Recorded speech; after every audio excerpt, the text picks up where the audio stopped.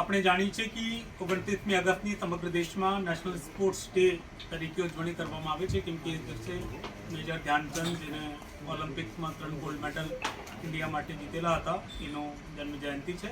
તો આ national sports ડેની ઉજવણી તાપી જિલ્લામાં પણ કરવામાં આવી રહી છે.